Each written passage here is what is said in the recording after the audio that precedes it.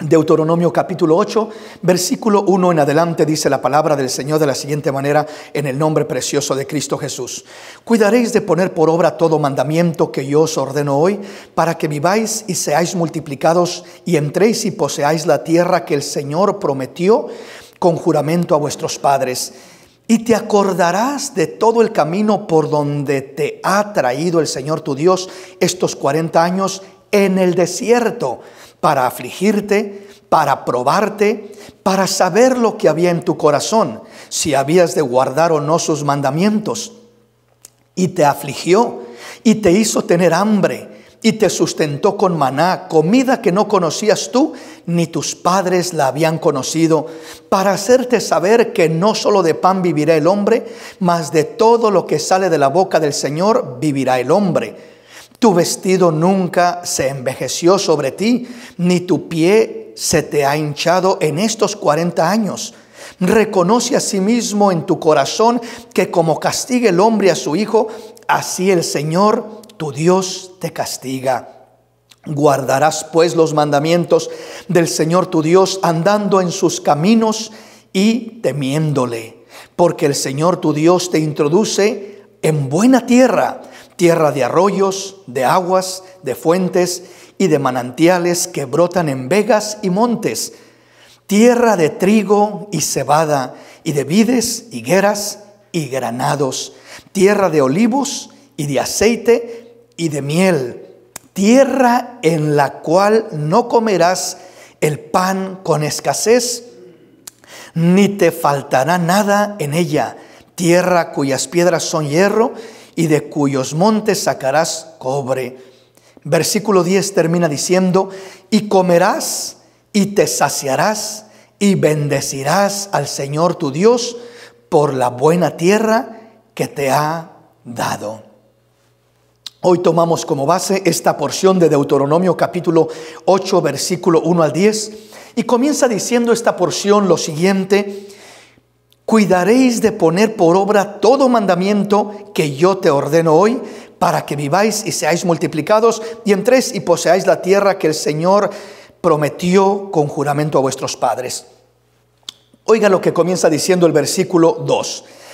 El versículo 1 nos habla de la tierra prometida, el lugar a donde Dios quiere llevar al pueblo, a ese lugar de satisfacción, a ese lugar de abundancia, a ese lugar de fortaleza, a ese lugar lleno de salud, lleno de toda clase de bendiciones, primero espirituales, segundo emocionales y tercero aún materiales. Eso es lo que Dios quiere hacer con su pueblo, quiere bendecirlo en todos los aspectos. Pero primeramente sucede algo. Dios les está hablando en el versículo 1 de introducirlos, de llevarlos a esa tierra prometida, y les dice: van a cuidar de poner por obra todo mandamiento que yo les ordeno hoy, para que vivan y sean multiplicados y entren y posean esa tierra que el Señor Dios les prometió con juramento a sus padres. Pero vea lo que tiene que suceder primero, vea lo que tiene que acontecer primero. El versículo 2 dice: y te acordarás de todo el camino por donde te ha traído el Señor tu Dios estos 40 años en el desierto. Te vas a acordar de todo lo que pasaste estos 40 años en el desierto. Dios no quiere que olvidemos lo que hemos pasado en la vida. Dios no quiere que olvidemos lo que pasamos en el desierto. Cuando le hablo en este caso del desierto, el desierto representa un lugar de soledad, un lugar de escasez, un lugar de dolor, un lugar de problemas, un lugar de fatiga del sol, un lugar de peligros, de escorpiones, de serpientes y de diferentes cosas por el estilo. Entonces Dios le está diciendo a su pueblo: te acordarás de todo el camino por donde te ha traído el Señor tu Dios estos 40 años en el desierto. Señor, ¿y para qué trajiste a tu pueblo por el desierto 40 años? ¿Para qué, Señor, sacaste a tu pueblo de Israel de la esclavitud? Señor, ¿qué no los sacaste para llevarlos a la tierra prometida? Amén. Dios responde: sí, para eso los saqué. Dios, su propósito era sacar al pueblo de Israel de la esclavitud de Egipto para llevarlos e introducirlos a la tierra prometida, la tierra que fluye leche y miel. Ese era el propósito de Dios. Pero en medio de Egipto y de la tierra prometida había un desierto. Tenían que atravesar por un desierto. La pregunta es, ¿cuánto tiempo iban a pasar en ese desierto? En este caso, el pueblo de Israel pasaron 40 años. La segunda pregunta es, ¿por qué 40 años? ¿Por qué tuvieron que pasar tanto tiempo en ese desierto? Bueno, igualmente nosotros, antes de darle la respuesta a eso, quiero que veamos la similitud con nosotros como pueblo de Dios. Nosotros igualmente salimos de Egipto. Egipto representa el mundo, el pecado, la esclavitud, la maldad.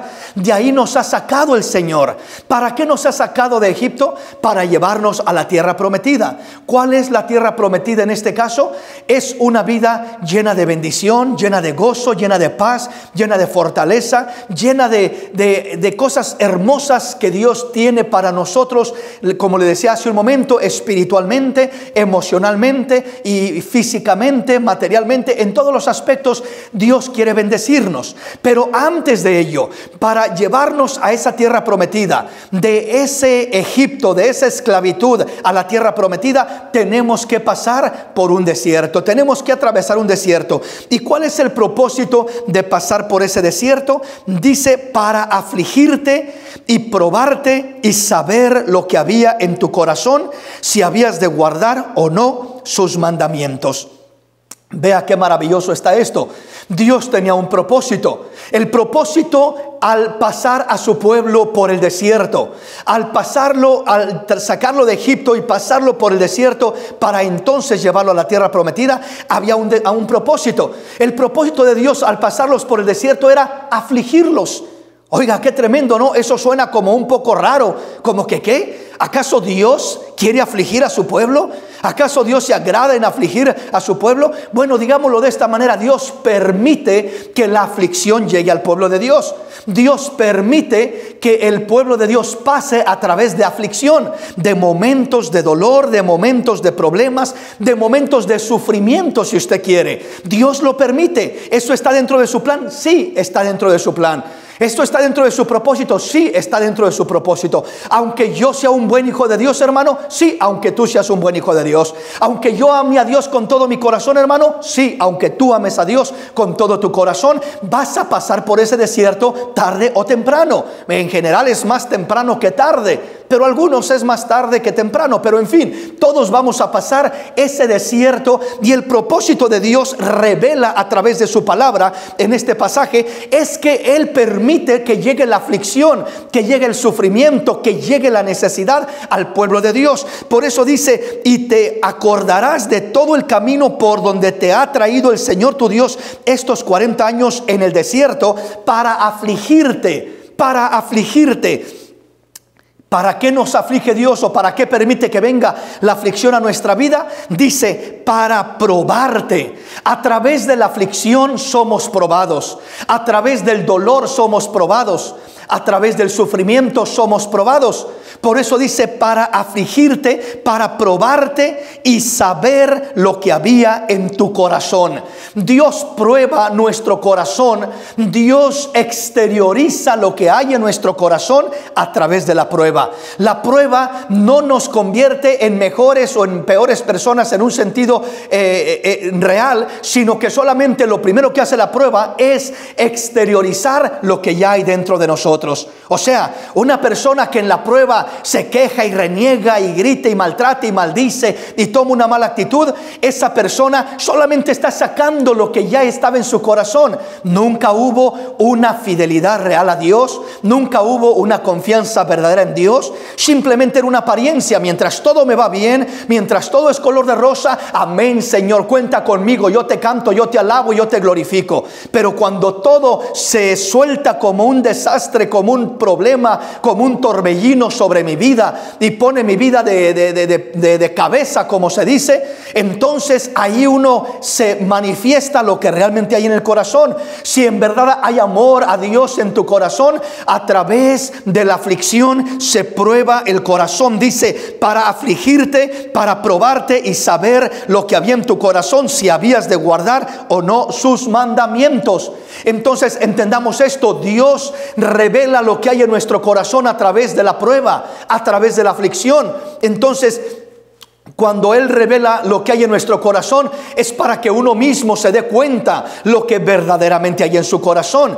Entonces, si en la prueba, si en la aflicción tú mantienes tu corazón firme y fiel a Dios, entonces va a ser probado tu corazón y va a ser manifiesto lo que había en tu corazón: amor a Dios, confianza en Dios, fe en Dios, a pesar de lo que pase, sin importar de las circunstancias o de las situaciones que estés viviendo. Aún ahí se va a manifestar esa gracia, esa gloria de Dios en tu vida y en tu corazón. Pero ahí no termina todo. Oiga lo que sigue diciendo, ¿verdad? Porque no es como que Dios te mete al desierto y dice: ay, a ver cómo le haces, te voy a meter y te voy a aventar al desierto y a ver cómo sales. Si logras salir del desierto, pues qué bueno, y si no, si te mueres ahí, allá tú. No, no, no, no, ese no es el Dios que servimos.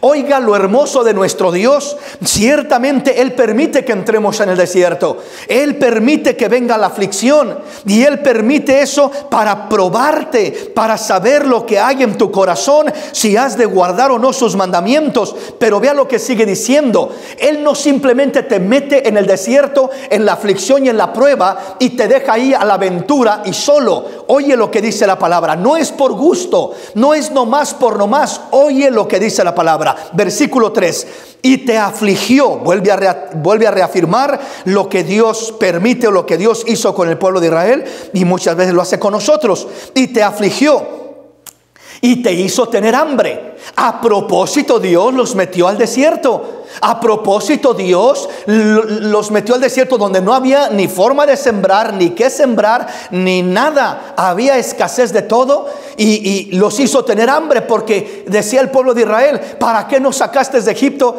¿Para qué nos metiste a este desierto? ¿Para que muramos de hambre? Pues aquí no hay comida, aquí no hay alimento, ¿qué vamos a hacer? Entonces dice: y te hizo tener hambre. ¿Pero para qué los hizo tener hambre?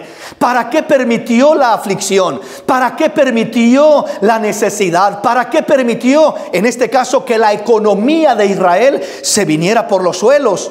Es decir, se quedaron, si usted quiere, sin trabajo, se quedaron sin economía, se quedaron sin bienes, se quedaron sin comida, se quedaron sin nada para poder sostenerse. Y dice: te hizo tener hambre. Dios muchas veces permite que pasemos por este proceso, que nos quedemos sin nada, que digamos: y ahora sí que ya no tengo ni qué comer, no tengo trabajo, no tengo dinero, no tengo ayuda del gobierno, no tengo nada. ¿Qué voy a hacer? Me voy a morir de hambre, no tengo con qué salir adelante. Si tú eres un hijo de Dios, si tú confías en Dios, siempre que Dios permite una situación desagradable, una prueba, una aflicción, es con un propósito. Aun cuando nos hace tener hambre, hambre física o hambre emocional o hambre en el aspecto que sea, dice: y te hizo tener hambre. Pero oiga lo que sigue diciendo: y te sustentó con maná, comida que no conocías tú,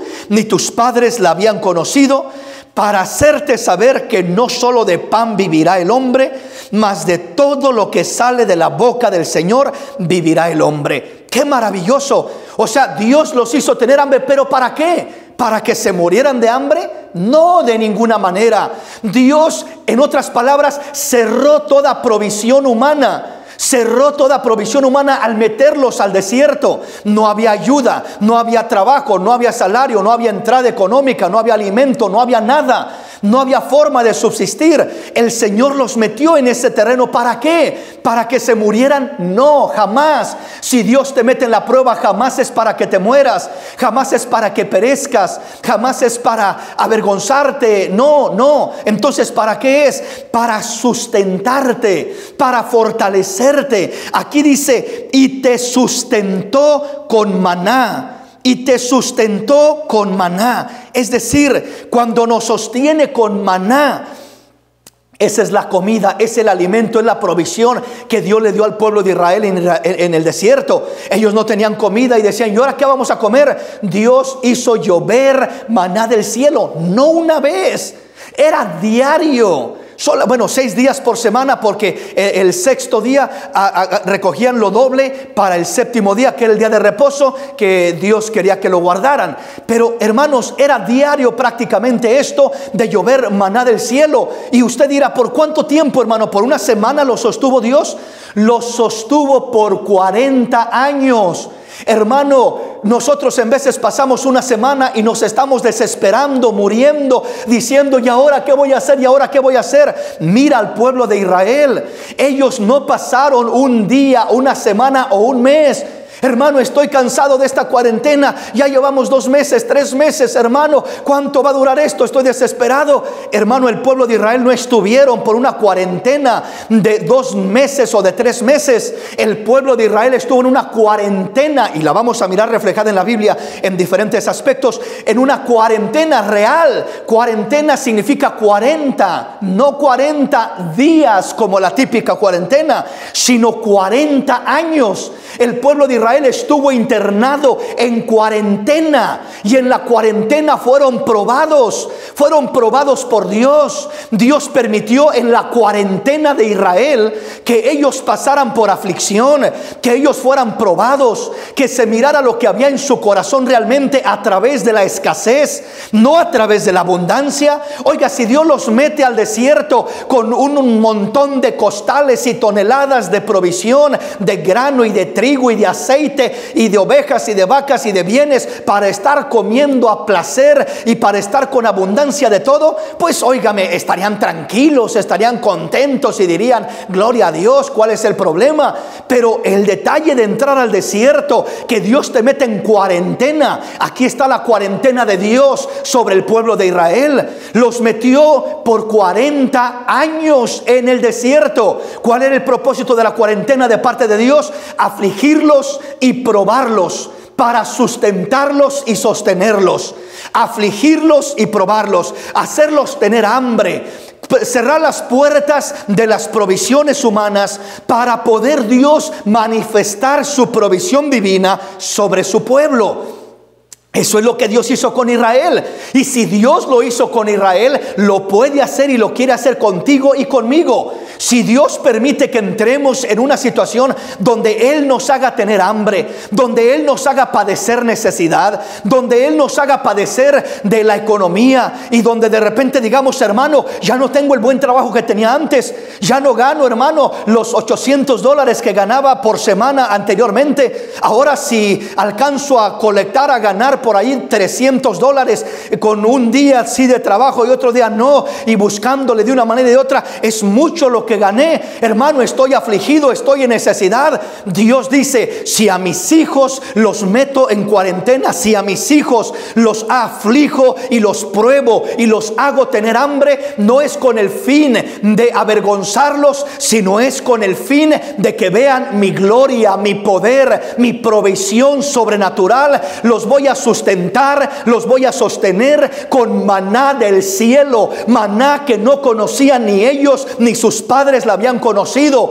Voy a sostenerlos con provisión sobrenatural, con provisión del cielo. Ese maná no era un pan fabricado en una panadería ni en una fábrica de Egipto o de alguna otra nación del mundo. Ese maná era fabricado en los cielos, es decir, dice que era pan de nobles, era pan servido por ángeles de parte de Dios. Los ángeles proveían, los ángeles soltaban ese maná del cielo y ellos lo recibían en la tierra y se alimentaban completamente con ese alimento. Quiere decir que si Dios permite que pases aflicción, es primero porque quiere probarte y ver lo que hay en tu corazón. Y si en tu corazón hay alabanza y hay bendición y hay confianza y hay fe y hay adoración a nuestro Dios, Él va a ser tu proveedor, Él te va a sustentar. Si te hace tener hambre, es solo con un fin, es con el fin de sustentarte y de hacerte saber que no solo de pan vivirá el hombre, sino de toda palabra que sale de la boca de Dios.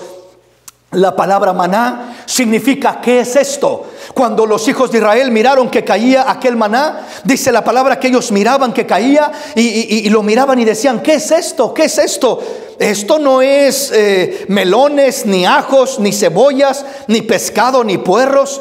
Esto no es lo que nosotros conocemos. ¿Qué es esto? No sabemos ni qué es. Pues eso es maná. ¿Y qué es maná? ¿Qué es esto? Es la provisión divina de Dios. Dios trabajará de maneras misteriosas. Dios trabajará de maneras que no te imaginas para sostenerte, para sustentarte, para fortalecerte en los peores momentos. Ese es el plan de Dios. Para eso introdujo a Israel a la cuarentena en el desierto, con el fin de glorificarse sobre sus vidas, con el fin sí de afligirlos, sí de probarlos, sí de hacerlos tener hambre, pero no para mal, no con un fin negativo, sino con un fin positivo. ¿Cuál era el fin positivo? Sustentarlos, proveer para ellos, mantenerlos con maná del cielo y hacerles saber que no solamente de pan vivirá el hombre, sino de toda palabra que sale de la boca de Dios. ¡Qué maravilloso!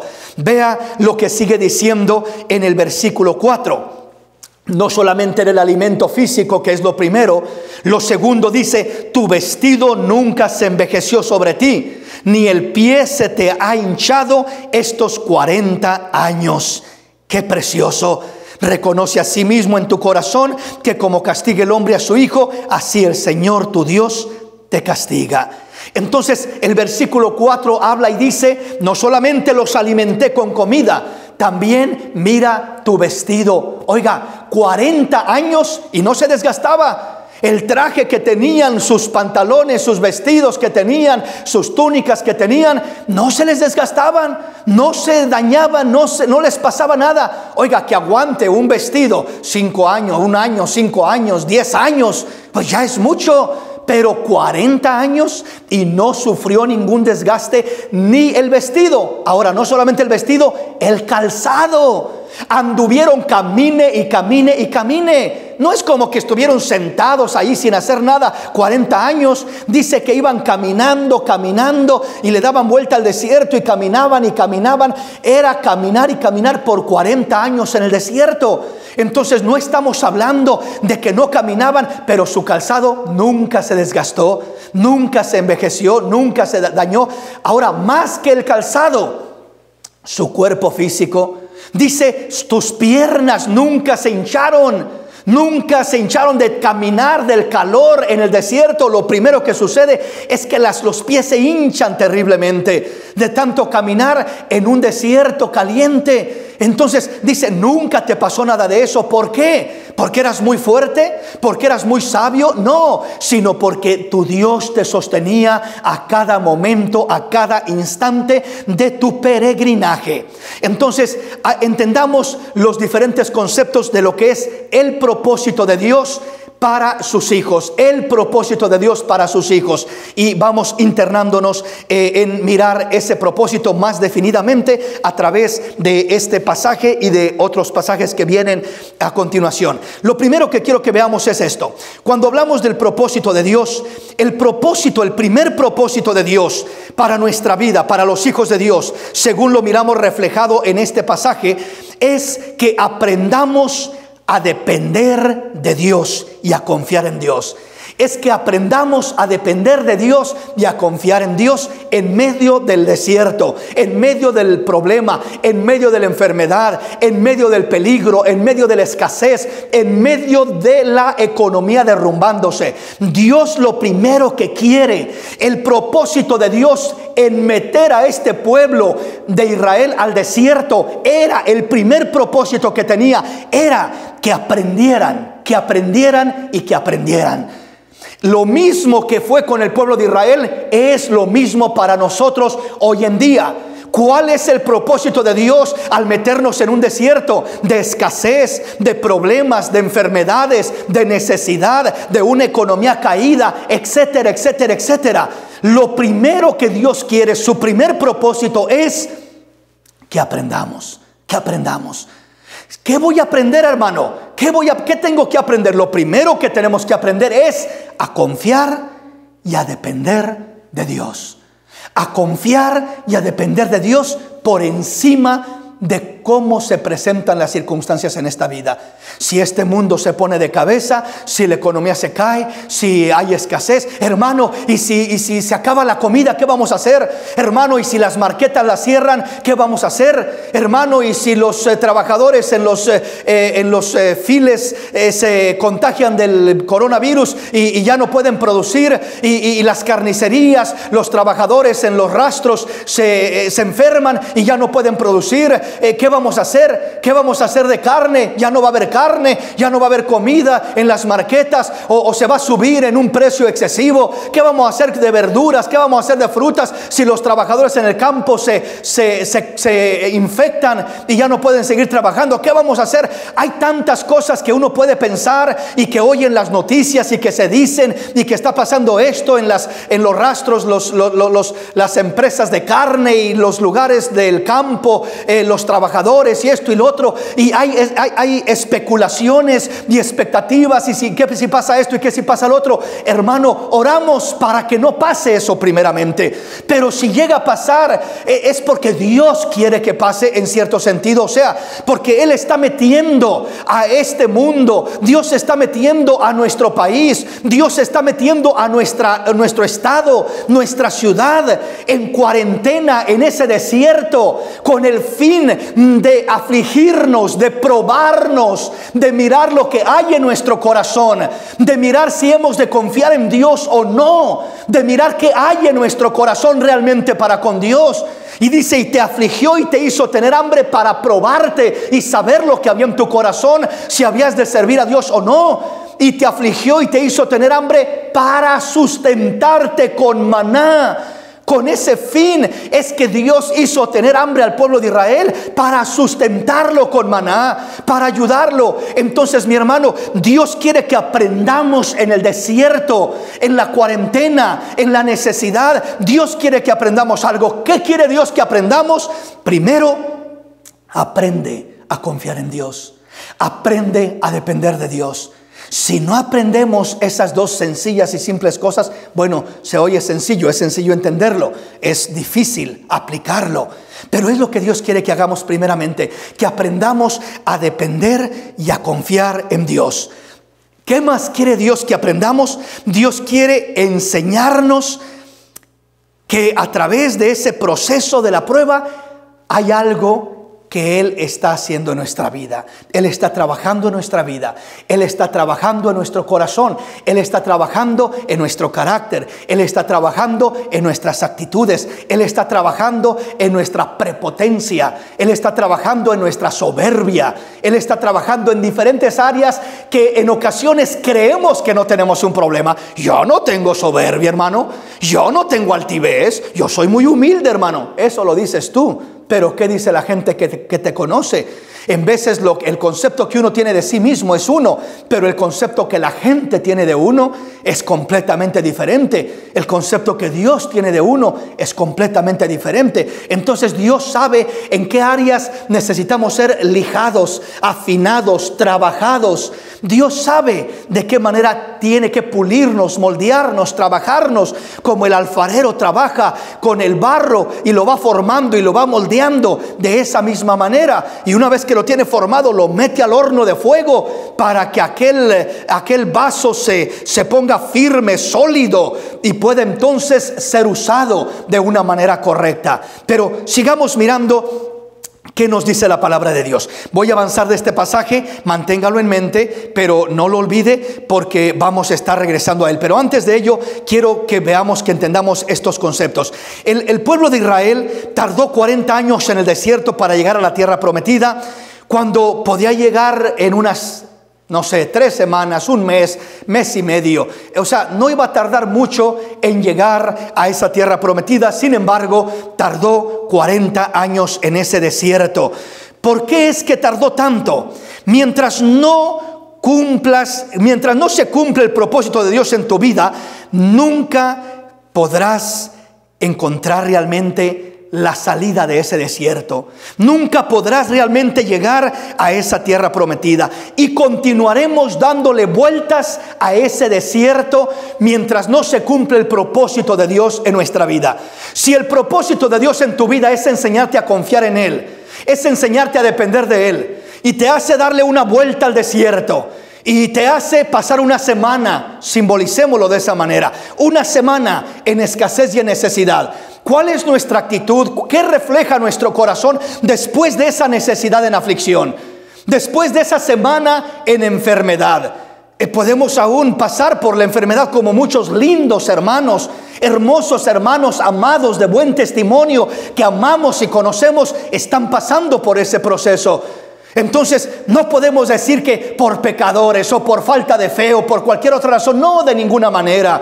No es por eso que están pasando muchos de ellos esa prueba, sino que simplemente es que Dios está permitiendo la aflicción de diferentes maneras, en diferentes personas, de diferentes formas, en diferente tiempo, porque Él quiere cumplir su propósito. ¿Y qué quiere que hagamos? Primero que aprendamos. ¿Aprender a qué? A confiar y a depender en Dios. Quiere decir que si me hace pasar una vuelta del desierto, una semana, ¿verdad? Y le doy vuelta al desierto, camino una semana y le doy vuelta a la semana.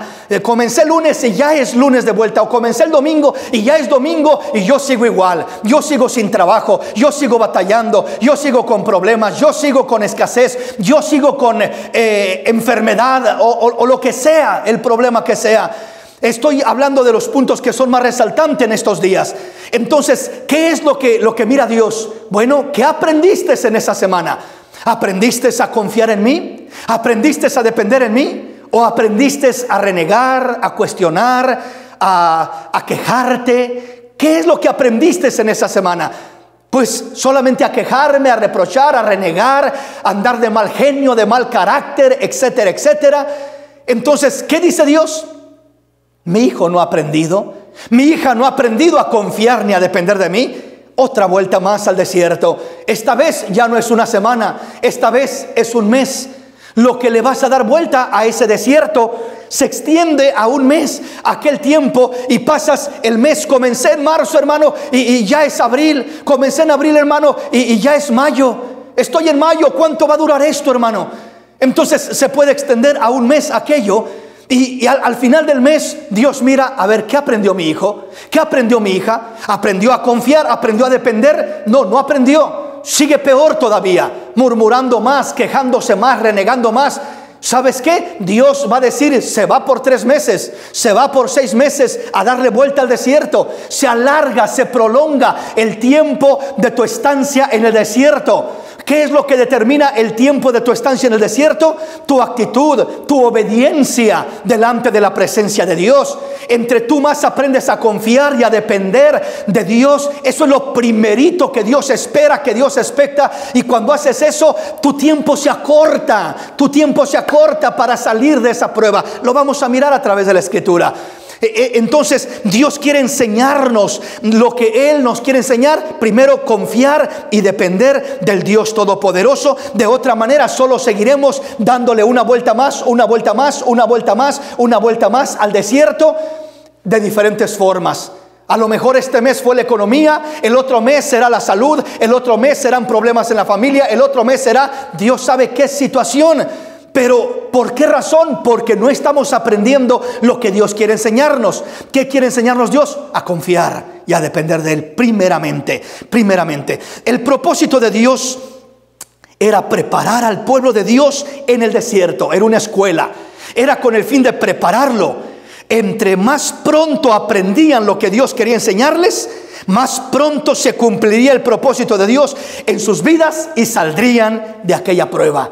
Entonces Dios quiere enseñarnos. Lo primero dijimos es confiar y depender de Dios. Lo segundo que Dios quiere enseñarnos es a corregir lo negativo que hay en nosotros, a corregir lo malo que hay en nosotros. Le decía, en ocasiones hay soberbia, en ocasiones hay altivez, en ocasiones hay orgullo, en ocasiones hay vanidad, en ocasiones hay mentira, en ocasiones arrogancia, en ocasiones prepotencia. ¿Cuántas cosas no hay en nuestra vida que Dios quiere quitar a través de la aflicción, a través de la prueba, a través del dolor, a través del sufrimiento? Algo así como cuando el alfarero mete la vasija al horno para que se cosa, para que se endurezca, para que se afirme. Lo mismo quiere hacer Dios con nosotros en la prueba, en la aflicción. Entonces, hermanos, si no aprendemos, quizás aprendemos la primera parte, que es confiar y depender. Sí, Dios, yo confío, yo dependo, yo te alabo. Qué bueno, ya estás en la primera parte. Señor, aún no salgo, ya te canté, ya te alabé, ya te glorifiqué. Confío en ti, sabes que confío en ti. Dependo de ti, sabes que dependo de ti. Sí, mi hijo, yo también lo sé. Veo tu corazón y veo que confías en mí. Veo tu corazón y veo que dependes de mí, y me estás alabando en vez de quejarte. Me estás glorificando en vez de renegar. Estás confiando en mí en vez de cuestionarme. Estás teniendo fe y confianza. Gloria a Dios. Qué bueno, hijo. Yo veo eso en tu corazón. Pero, hijo, aunque confías en mí, aunque has aprendido a depender de mí, veo mucho orgullo en tu corazón. Veo mucha soberbia, veo mucha altivez. Veo la mentira que ha entrado en tu corazón y se ha hecho parte de tu vida. Veo los celos que te consumen dentro de tu corazón, y veo que eso no es bueno y no puedo dejarte que sigas de esa manera. Veo la arrogancia, veo la envidia, veo X y X cosa dentro de tu corazón. Yo lo veo ahí, hijo, y como lo veo, quiero quitarte eso, quiero limpiarte, quiero pulirte a través de la aflicción, a través de la prueba, a través de la cuarentena, a través del proceso. Porque quiero decirle, el gobierno nos puede quitar la cuarentena, pero si Dios no nos quita la cuarentena, no importa que el gobierno te diga, doy las puertas abiertas al 100%, que hagan y deshagan como quieran. Hermano, aquí el que determina la cuarentena y el tiempo de la cuarentena es Dios, no es ni siquiera el gobierno. Pobrecitos de los gobernadores, pobrecitos de los alcaldes, siento compasión por ellos. ¿Por qué? Porque no pueden hacer nada. Es decir, pueden hacer varias cosas, Dios los bendiga, pero cuando digo no pueden hacer nada, me refiero a que no pueden hacer nada en cuestión de una solución real. Están tratando de reabrir el país, están tratando de reabrir las ciudades, y están temblando de miedo y diciendo, ¿y si se multiplica el contagio? ¿Y si ahora en vez de ser un bien va a ser un mal peor todavía que el que ya estábamos pasando? ¿Qué va a pasar? ¿Qué va a suceder? Hagámoslo limitadamente, hagámoslo restringidamente. Y están nerviosos, y están con ansiedad, y están con inquietud, y no saben cómo manejar esta situación porque está fuera de su control. Esa es la realidad. Está fuera de su control. Los hospitales no tienen control. Los médicos no tienen control. ¿Quién es el que tiene el control? El Dios de los cielos es el único que tiene control de todo lo que está sucediendo. Él es el único que tiene el control. Entonces, mi hermano, mi hermana, cuando nosotros entendemos que Él es el que tiene el control, primero de nuestra vida, de lo que puede pasar en nuestra vida, de lo que podemos atravesar individualmente, porque en este proceso estamos entendiendo y aprendiendo que muchas de estas cosas que están pasando, al final de cuentas, es algo muy personal y muy individual, que ni la propia familia más cercana puede hacer nada al respecto. Es decir, uno mira que cuando alguien se enferma, una vez que cae al hospital, nadie puede acercarse, nadie puede entrar, nadie puede estar ahí con él, nadie puede tomarle la mano, nadie puede estar ahí diciendo, aquí estoy papá, aquí estoy mamá, aquí estoy hermano, aquí estoy tío, aquí estoy primo. No, solito allá el paciente, solitos, ¿verdad? Y peor todavía en lugares como Nueva York, donde ni siquiera podían recibir los cuerpos, los estaban enterrando en fosas comunes, y está pasando en diferentes lugares alrededor del mundo, por cantidades, enterrando en fosas comunes, en cajas de cartón, etcétera, etcétera. ¿Por qué razón? Por la situación, por la condición, por la pandemia, fuera del control de las manos de los hombres. Entonces no tenemos control, mis hermanos. Nadie tiene control, solo uno tiene control, el Dios de los cielos. Por eso, si nosotros entendemos que Él tiene control tanto de lo que pasamos individualmente, de lo que podemos llegar a pasar familiarmente, como lo que podemos llegar a pasar como ciudad, como estado, como país o como mundo entero, el único que tiene un control pleno y completo es el Dios de los cielos, es el Dios todopoderoso. Por eso debemos de tener nuestra confianza en Él, aprender a confiar en Él, aprender a depender de Él y aprender lo que Él nos quiere enseñar, para no seguir dando vueltas en un desierto. Entonces, le decía una vez más, el propósito de Dios era que aprendiera el pueblo de Israel en el desierto lo que Dios quería enseñarles. Entre más pronto aprendían lo que Dios les quería enseñar, más pronto se cumpliría el propósito de Dios en sus vidas, porque el propósito de Dios era enseñarles, enseñarles, enseñarles. Era la escuela. ¿Enseñarles qué? Enseñarles a confiar, a depender. Enseñarles a limpiarlos, a trabajar todo lo malo que había en ellos. Ese era el propósito de la prueba. En la escuela, cuando uno estaba en la escuela como niño, entraba al primer grado y le hacían pruebas para pasarlo al segundo grado. Y del segundo le hacían pruebas para pasarlo al tercer grado. La prueba no es para mal, la prueba es para pasarte al siguiente grado. La prueba es para elevarte, para llevarte a otro terreno, a tierra prometida que fluye leche y miel. Ahí te quiere llevar el Señor.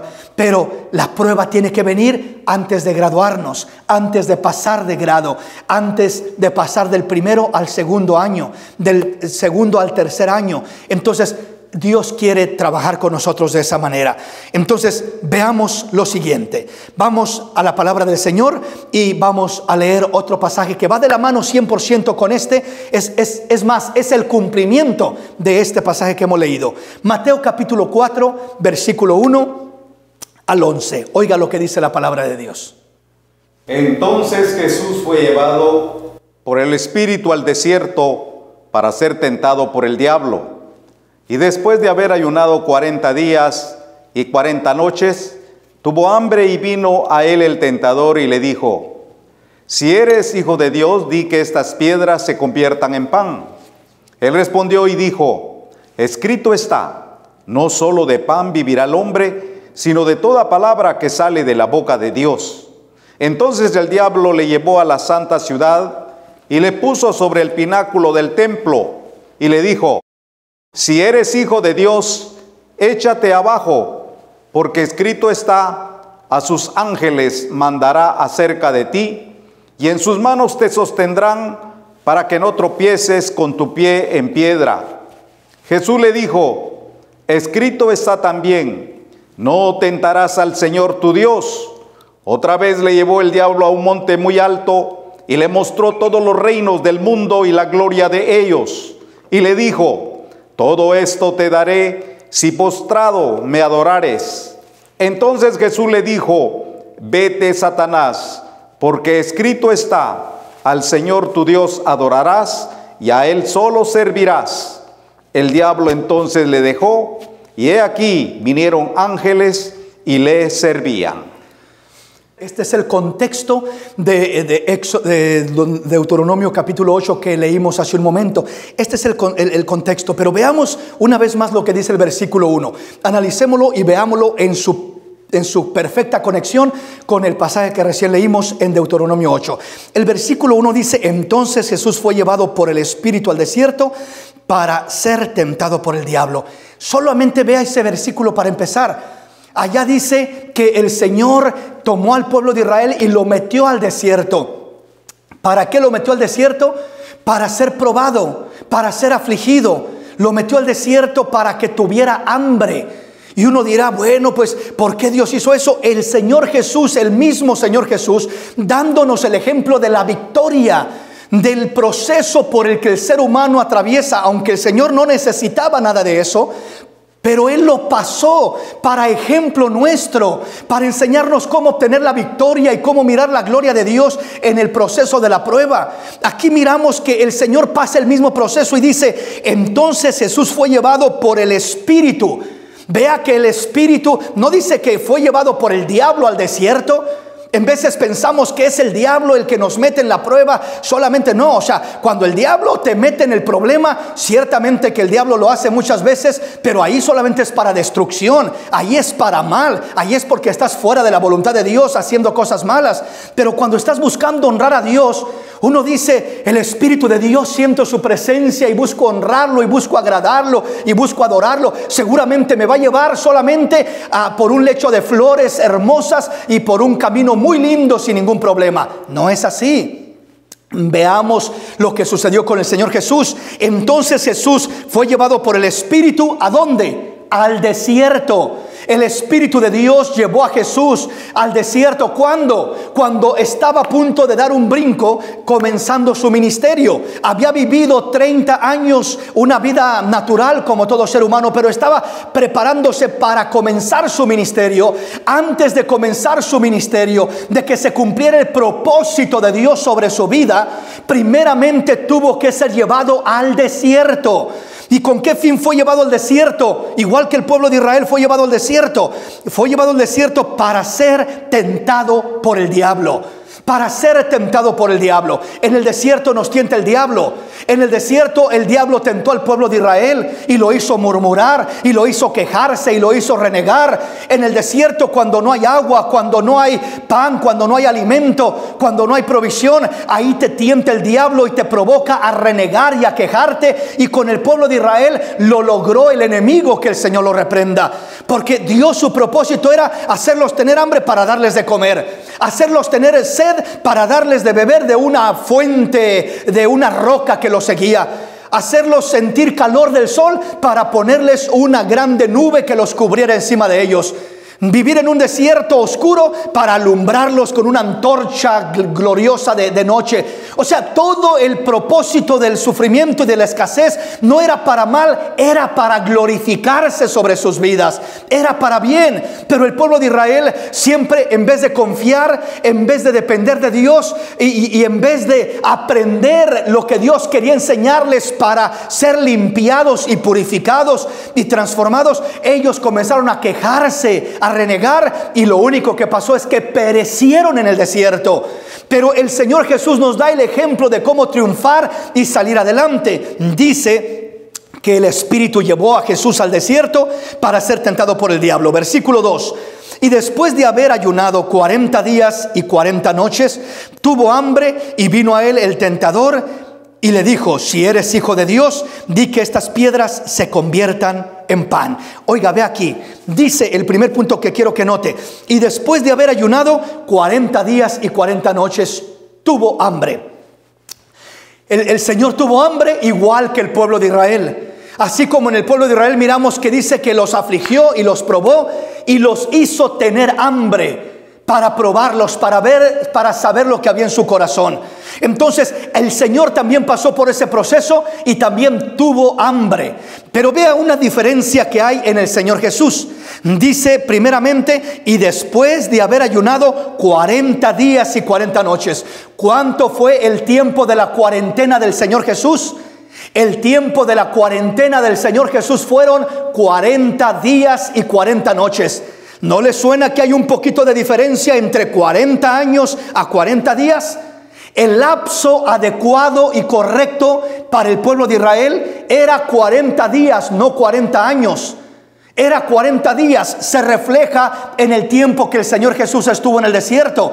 Se refleja en el tiempo que el profeta Elías tardó también caminando cuando el Señor lo levanta ahí en lo que es Primera de Reyes 19, cuando miramos que va huyendo de Jezabel y se tira debajo de un enebro, y llega un ángel y lo alienta y lo alimenta con una torta y le dice: come y bebe porque largo camino te resta. Y dice que con aquella comida provista por ángeles de Dios, ya lo miraremos en uno de los temas que siguen, dice que tuvo fuerza para caminar 40 días y 40 noches hasta llegar al monte de Dios. ¿Qué quiere decir esto? Que el tiempo de prueba natural en el plan de Dios era 40 días, 40 noches para el pueblo de Israel en el desierto, que es el aproximado de lo que se tardarían de llegar de Egipto a la tierra prometida. 40 días era el aproximado, máximo 40 días. Pues esos 40 días se reflejan, se revelan en el pasaje que estamos leyendo. Y después de haber ayunado 40 días y 40 noches, tus 40 días se pueden convertir en 40 meses. En 40 semanas, perdón. Tus 40 semanas se pueden convertir en 40 meses. Y tus 40 meses se pueden convertir en 40 años. Usted dice: ¿cómo, hermano? ¿Será que eso puede pasar? Eso ya pasó en el tiempo pasado. Y esto nos da una enseñanza para aprender nosotros lo que Dios nos quiere enseñar. Entonces, Dios ya lo hizo en el pasado y lo va a volver a hacer en el presente. ¿Cuánto ha de durar nuestra cuarentena, nuestro proceso? ¿40 días? ¿40 semanas? ¿40 meses? ¿O 40 años? No es Dios el que determina ese tiempo, es el hombre el que determina. Dijimos, porque tiene que aprender, primero, a confiar en Dios, segundo, a depender de Dios, y tercero, a dejarse trabajar por Dios, para que Dios quite, cambie, renueve, transforme lo que tiene que ser cambiado en el interior de aquella persona. Entonces, ese es el proceso por el que el Señor pasó también, y dice, sigamos leyendo, y después de haber ayunado 40 días y 40 noches, tuvo hambre, tuvo hambre. ¿Cuándo es cuando el enemigo nos tienta? ¿Cuándo es cuando somos tentados a desesperarnos? ¿Cuándo es cuando somos tentados a preocuparnos excesivamente, a deprimirnos? ¿Cuándo es cuando somos tentados a reclamar, a cuestionar, a reprochar, a dudar? ¿Cuándo es cuando somos tentados a quejarnos y a renegar? ¿Cuándo somos tentados a hacer cualquiera de esas cosas? Cuando nos encontramos en el clímax de la prueba. Después de los 40 días es cuando el Señor tuvo una hambre más severa, más fuerte. Y vino a él el tentador y le dijo: si eres hijo de Dios, di que estas piedras se conviertan en pan. Vea usted esto. Después de que tiene hambre, y vino a él el tentador y le dijo: si eres hijo de Dios. Analice esa expresión. Y le dijo: si eres hijo de Dios. No le dice tú que eres el hijo de Dios, sino que cuestiona si en verdad eres el hijo de Dios. A ver si es cierto que eres quien dices ser. A ver si en verdad es cierto que eres el hijo de Dios. A ver, di que estas piedras se conviertan en pan. Muéstralo. Esa es una de las maneras más comunes y más fuertes como el enemigo tienta mucho pueblo de Dios. Pon atención en este punto, mi hermano, porque el enemigo te va a llegar por esa área, créemelo.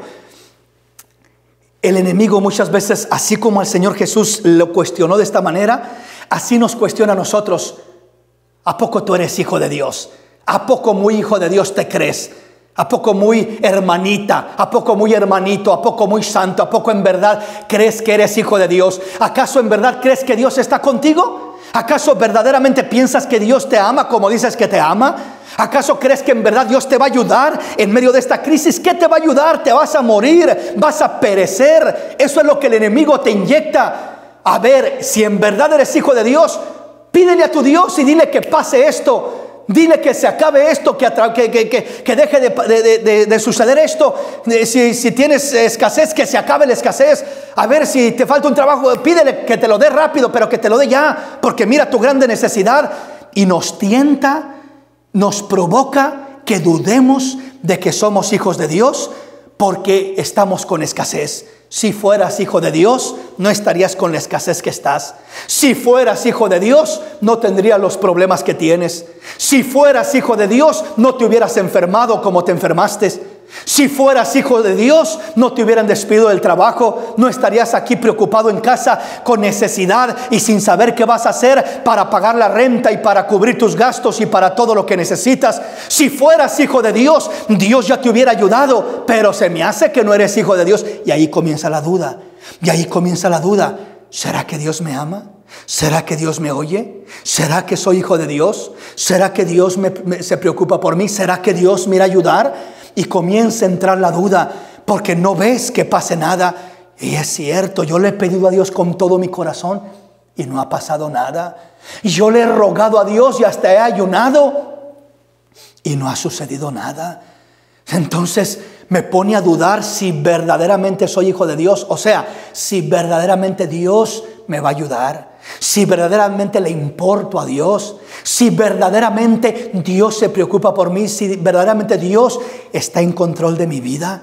Y comienzo a claudicar. Ese es uno de los peores momentos porque no vemos físicamente lo que esperamos mirar. Pero mira la respuesta del Señor y aprendamos de nuestro Salvador. ¿Cómo responde el Señor? ¿Qué dice el Señor?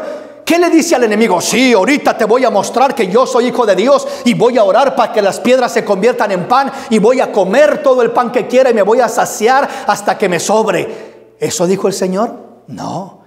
Aunque el Señor sí llegó a hacer eso, en un futuro. Miramos cuando Él multiplicó los 5 panes y 2 peces, y dice que con eso poquitito, 5 panes y 2 peces, los multiplicó y alimentó a más de una multitud de 5,000 personas, y todavía sobraron canastas llenas de pedazos de pan y de pedazos de peces. Significa que una multitud de más de 5,000 personas comió hasta hartarse. Hasta que como cuando uno dice, ya no me cabe más, ya me llegó hasta aquí, la comida la tengo hasta aquí, ya no puedo comerme ni un pedazo más de pan, ni un pedazo más de pescado. Hasta ahí comió toda esa multitud, al grado que dijeron, y este medio pescado que te quedó acá, amigo, lo siento, pero ya no me lo puedo acabar. Y a ti, amiga, este pedazo de pan está casi entero, nomás le comiste un pedacito. Ya no me lo puedo acabar. Ya me comí como 5 panes y como 10 peces, y ya comí hasta que ya me harté y ya no me cabe más.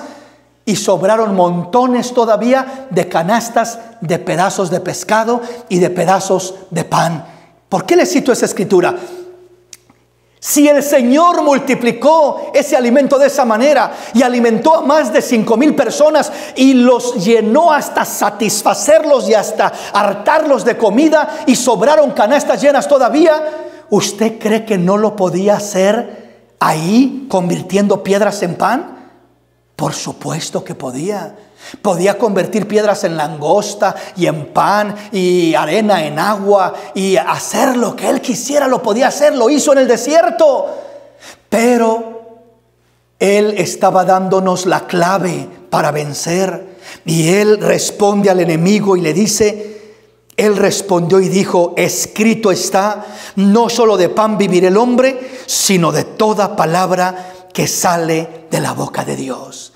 De toda palabra que sale de la boca de Dios. ¿Qué significa esto? La palabra de Dios es la que nos sostiene. Las promesas de Dios, la confianza en Dios, la esperanza en Dios. Aliméntate de la palabra, nútrete de la palabra. Lo que sostuvo al Señor es lo que te sostendrá a ti. Lo que fortaleció al Señor es lo que te fortalecerá a ti en tu debilidad.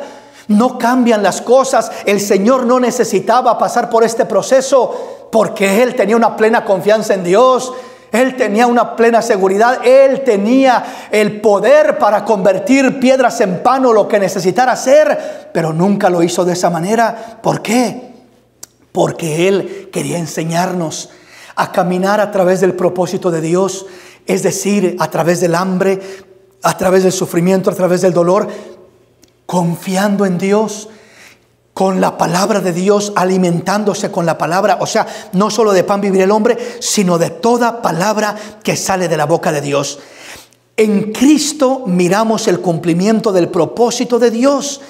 Al pasar estos 40 días en aflicción, en hambre, en necesidad, Él estaba pasando esta situación difícil, y ahí miramos el reflejo del pueblo de Israel, que no tenía que haber sido 40 años, sino 40 días. Y tenía que haber salido ese pueblo mirando la gloria de Dios, como Cristo salió de ese desierto mirando la gloria de Dios. Dice la palabra que cuando Cristo salió del desierto, dice que volvió a Galilea en el poder del Espíritu Santo de Dios. Eso dice la palabra. No salió todo deprimido, todo agüitado, como se dice secularmente, todo decaído, todo deprimido. No, yo ya no quiero hacer nada, yo ya no quiero ir ni a la iglesia, yo ya no quiero leer la Biblia. ¿Para qué oro si no pasa nada? El Señor no salió de esa manera. Salió victorioso, salió con energía, con fuerza, con valor, con potencia. Salió vigoroso de ese desierto. No salió con pérdidas, salió con ganancias.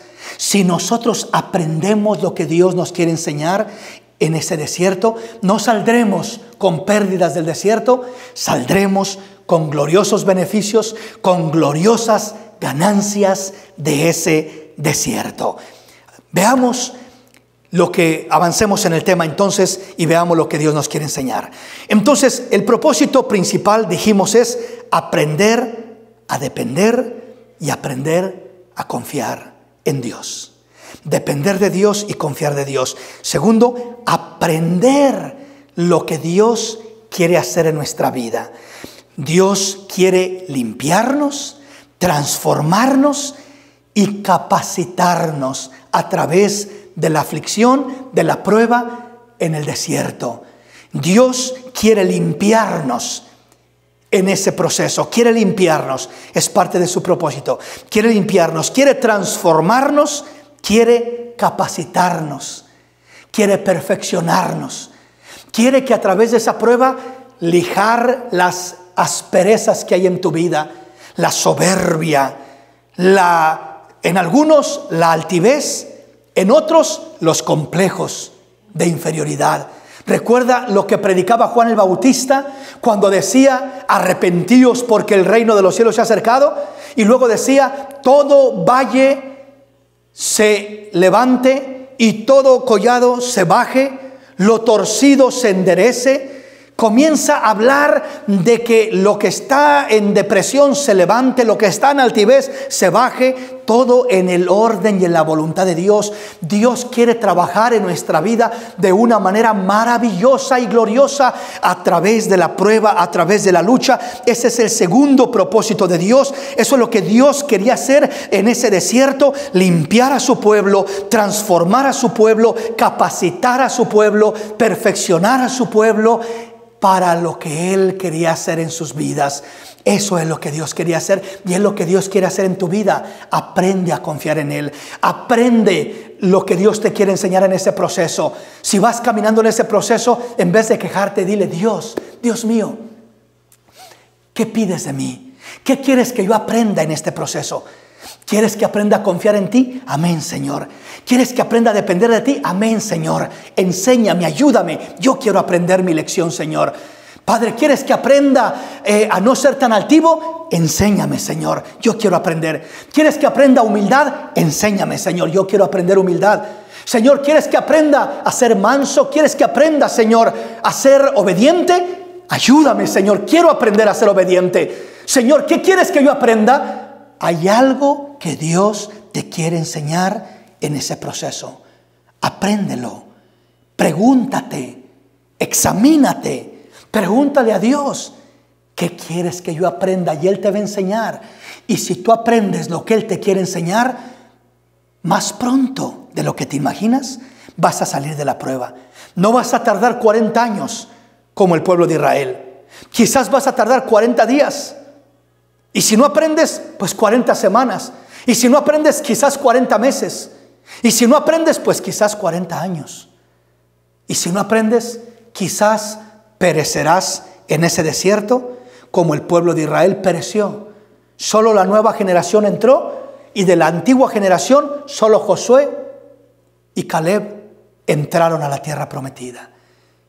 Dios quiere que aprendamos el propósito de la aflicción, el propósito del sufrimiento, el propósito de la prueba sobre los hijos e hijas de Dios.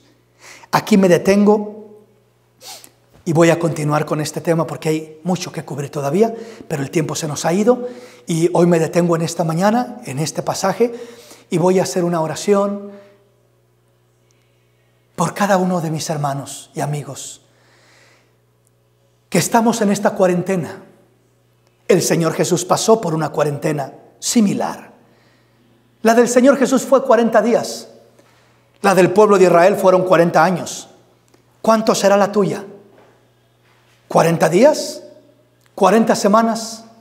¿40 meses? ¿O 40 años? ¿O perecerás en esa prueba, en ese desierto? ¿Qué sucederá? No depende solo de Dios, depende de ti primeramente. De mí primeramente, y que dejemos que Dios trabaje. Hablemos con el Señor. Quiero pedir a Dios por aquel pueblo que está pasando un momento difícil, para que Dios lo fortalezca, para que Dios lo conforte, para que en ese proceso aprendamos el propósito de Dios se cumple en nosotros y salgamos con ganancias de ese desierto y no con pérdidas. Padre, en estos momentos bendigo a toda tu audiencia. a todo tu pueblo, a todos mis hermanos, Señor, que nos miran, que nos sintonizan, que están escuchando tu palabra. Señor, sobre todo te pido por aquellos que están confundidos, aquellos que están turbados, aquellos que no entienden, Señor, aquellos que están dudando, aquellos, Señor, que están desesperándose. Te pido en el nombre de Jesús que los ayudes, mi Dios, que los fortalezcas, que te compadezcas de ellos, y Señor, y extiendas tu mano de misericordia y abras su entendimiento y su corazón, primero para aprender a confiar en ti, para aprender a depender de ti, y segundo, para aprender lo que tú quieres enseñarnos en este proceso, individualmente y generalmente. Porque hay cosas que tú nos estás enseñando individualmente, personalmente, y hay cosas que nos estás enseñando generalmente, como pueblo, como congregación, como ciudad, como estado, como país, y aún como el mismo mundo entero que somos. Padre, en el nombre de Jesús, te damos gracias. Pedimos tu bendición y tu misericordia. Señor, te pido muy en especial por mis hermanos, mis hermanas que están atravesando este proceso difícil con su salud, que están pasando por esta infección del coronavirus, aquellos que están hospitalizados. Te pido por cada familia, Señor, que algunos de ellos no han querido que dé sus nombres, Padre, y lo han querido mantener confidencial, pero te pido por ellos, mi Dios, que los sustente, los sostengas y los fortalezcas. Te pido por aquellos, Señor, que están pasando este proceso, por mis dos hermanas Carmen, que se llaman Carmen, las dos de ellas, lindas hermanas, están las dos en el hospital con este problema del coronavirus. Padre, fortalece sus vidas, respáldalas, restáuralas y bendícelas y sácalas de este proceso con mayor fe, con mayor fortaleza, con mayor confianza, con mayor bendición que aquello como entraron en esta prueba. En el nombre de Jesús las pongo en tus manos, las cubro con tu sangre, las bendigo a ellas y a cada familia y a cada hermano y a cada hermana que está pasando por este proceso. Lo bendecimos en el nombre glorioso de Cristo Jesús. Amén y amén. Gracias, Señor.